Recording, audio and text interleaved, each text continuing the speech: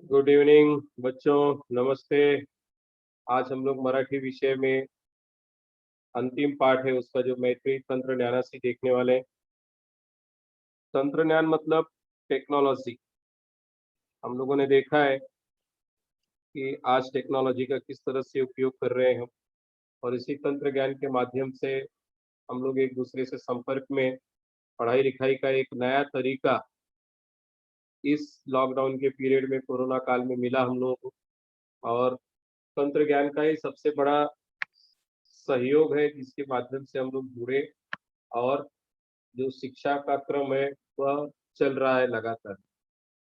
देखते हैं इस लेसन में क्या है। मैत्री तंत्रज्ञानाशी इयत्ता आठवीतील मिनल व इयत्ता दहावीतील तेजस या दोन बहीण भावंडांतील हा संवाद। दो भाई बहन, इयत्ता आठवीतील मिनल, मिनल कक्षा आठवीं की विद्यार्थिनी है, और 10वीं में उसका बड़ा भाई तेजस है।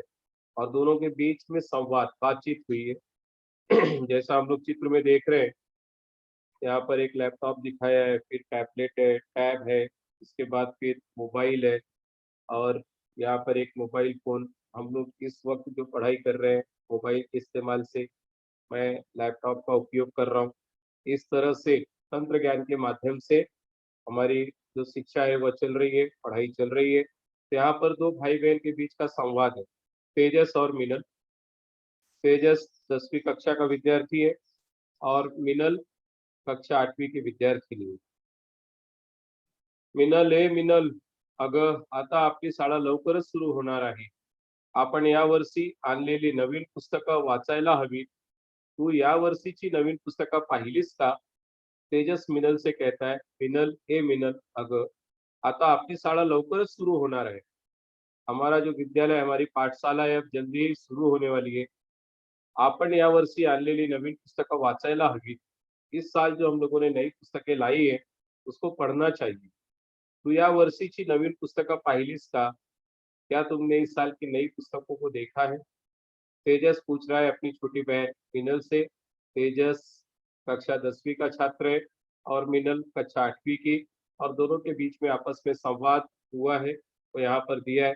मिनल से अपनी छोटी बहन से पूछता है, बताता है कि अभी जल्दी हमारी पाठशाला शुरू होगी, और हम लोगों ने इस साल की जो नई पुस्तकें लाई है उसको तुमने देखा क्या, उसको पढ़ा क्या? मिनल, हो दादा, अरे मी पुस्तकं वाचली नाहीत, पण बघितली आहे. मिनल कहती, हो दादा, अरे मी पुस्तकं वाचली नाहीत, पण बघितली आहे। मैंने पुस्तकों को पढ़ा नहीं है, लेकिन मैंने उन पुस्तकों को देखा है। तेजस, आवडली का तुला ती तुझी पुस्तकं? क्या तुमको अपनी पुस्तकें पसंद आई क्या? मिनल, अरे मला तर माझी पुस्तकं खूपच आवडली. मागील वर्षापेक्षाही या वर्षीची पुस्तकं खूपच सुरेख आहेत. नव्या कोऱ्या पुस्तकांचा सुगंध, त्यातील आकर्षक चित्रे, पाठांची मांडणी मला खूपच आवडली. मिनल कहती, अरे मला तर माझी पुस्तकं खूपच आवडली, मेरी पुस्तकें मुझे बहुत पसंद आई। पिछले वर्ष की अपेक्षा इस वर्ष की पुस्तकें ज्यादा अच्छी है, खूबसूरत सुरेख आहे।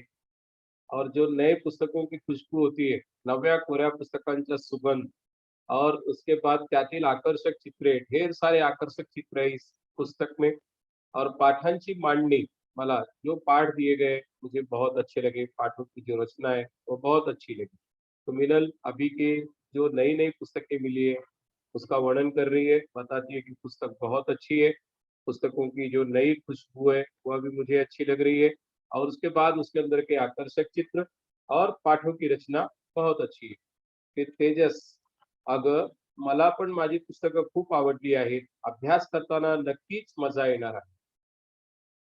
हाँ, मुझे भी मेरी पुस्तकें बहुत अच्छी लगी। अच्छा है, अभ्यास करते टाइम, पढ़ाई करते टाइम हम लोगों को बहुत अच्छा लगेगा, नक्कीच मजा येणार आहे। हम इस पुस्तक को एन्जॉय करेंगे, बहुत अच्छा लगेगा पुस्तक पढ़ते समय।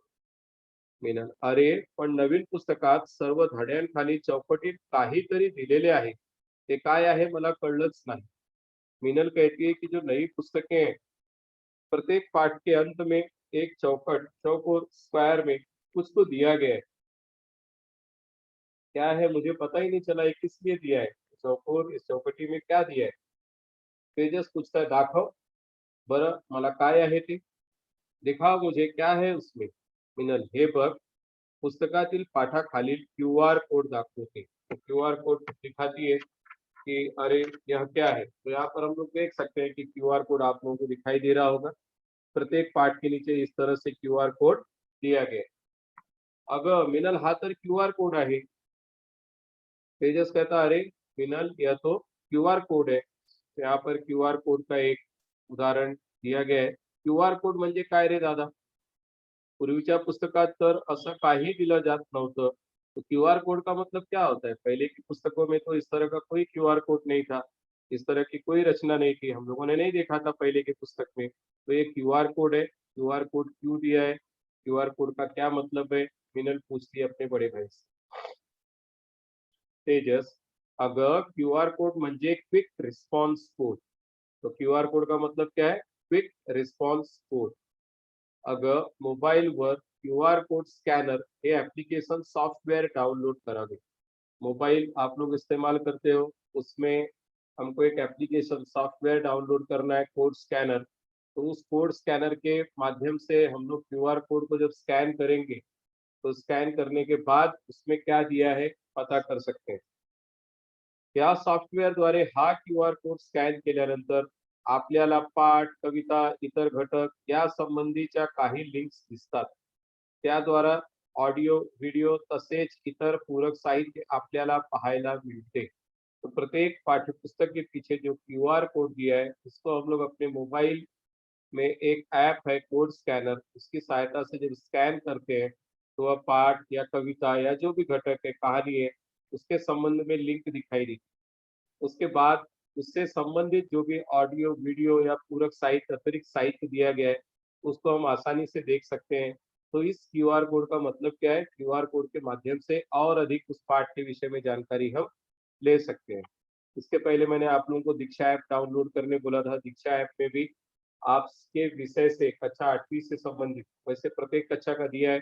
आप लोग कक्षा 8वीं के विद्यार्थी के रूप में जब उसको डाउनलोड करते हो या क्लिक करते हो जैसे दिया गया है उसके अंदर इंफॉर्मेशन उसके अनुसार जाते हो हिंदी माध्यम चुन करके उसके बाद फिर आप लोगों को आपकी कक्षा चुननी है उसके बाद फिर विषय चुनना है उस विषय के अंतर्गत कौन कौन से पाठ है या कविता है उसको गा करके बताया गया है फिर उससे संबंधित कोई प्रश्न संग्रह दिया है या प्रश्नावली दी है ऑप्शंस दिए हैं उसको आप हल करके उसमें कितने मार्क्स मिले हल करते आए हम लोग पहले देखा है हम लोगों ने दीक्षा है उसी तरह से ये क्यूआर कोड भी है क्यूआर कोड को जब हम लोग कोड स्कैनर के माध्यम से स्कैन करते हैं तो उससे जिस पाठ से संबंधित ऑडियो या वीडियो या और पूरक साहित्य होगा उसको हम लोग अधिक ज्ञान के लिए देख सकते हैं उसका उपयोग कर सकते हैं आपण ते ऐकू शकतो पाहू शकतो आणि वाचूही शकतो देख सकते हैं पढ़ सकते हैं और सुन भी सकते हैं अगर ऑडियो है तो हम सुन सकते हैं ऑडियो विजुअल है तो देखना सुनना दोनों होगा